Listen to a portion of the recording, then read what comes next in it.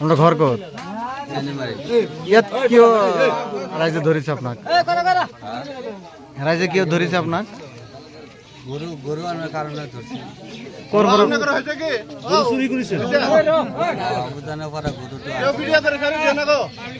আনিছে সেটা গরু আছে 11টা। আমি কি নিজে চুরি করেছে নাকি? কাক দিব কারণ আনিছিল? এতে ধর্মপুর বলে ব্যাপারী আছে, ব্যাপারী তার মানে মই এগুলা নাচলো তার মানে। ব্যাপারীর নাম কি? ব্যাপারীর নাম তো মই নাচলো। এর আগতে কেইবার আনিছিলে? এর আগত মই একবারও আনা নাই, তার ইয়াতে আইন আইসি না আইসি ইয়াতে জানে, কিন্তু মই কাকা একবারে আনা। ইয়াতে কিয় নাও লই এসে আমার নেই গরু লই। কি ওর বন্ধ কোথায় ছিল? কেটা গরু আছিল? 11টা। কি ওর পর আনিছিল?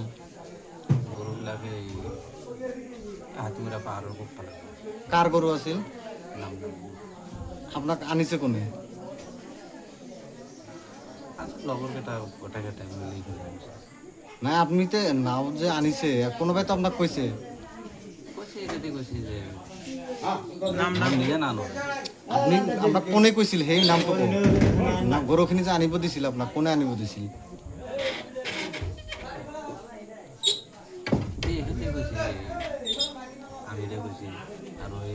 আপনি সুধিছিল না কিহর গরু?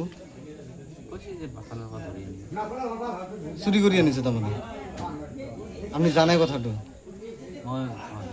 কোনে চুরি করে আনিছে? জয়নুদ্দিন নামের মানুষ জানো? ঘর কর?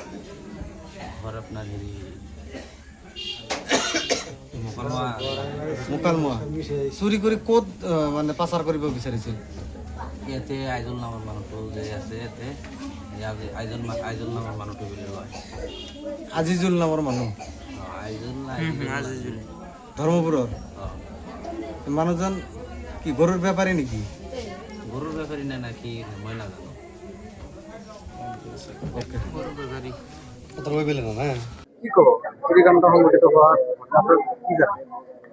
আমাৰ ধৰ্মপুৰ হুকুৱাৰঝাৰৰ NGO ক্লাব তাৰপিছত BDBৰ এটা ইনফৰমেশ্যন আহিল, গোপন সূত্ৰৰ এটা ইনফৰমেশ্যন পোৱাৰ পিছত যে চেনিমাৰীৰ পৰা নাও চুৰ গৰু আহিব, গতিকে সেই ইনফৰমেশ্যন পোৱাৰ পিছত আমাৰ মানুহখিনি গোটেইখিনি লগ হ'ল। লগ হৈ আমাৰ যিখন গাঁও আছে, গাঁৱৰ আপোনাৰ উত্তৰ ফালে যিখন নদী আছে, সেই নদীৰে ৩-৪খন নাও ফিট কৰি ৰাখিছে। ৰখাৰ পিছত চোৰ আহিছে, অহাৰ পিছত চাৰিওফালৰ পৰা একলগে এটাক কৰি নাও সহ চোৰ সহ গৰু সহ ধৰি আমি ইয়াতে জমা ৰাখিছোঁ। প্ৰশাসনক খবৰ দিছোঁ, প্ৰশাসন আহিব, আমি প্ৰশাসনৰ ওচৰত চমজাই দিব। চোৰসকলে কোৱা মতে 5জন বোলা আছিল। তেতিয়াতো সাধাৰণতে আপোনাৰ যে 500 মান মানুহ আছিল, গতিকে আমিও কাউণ্ট কৰিব পৰা নাই সেই সময়ত।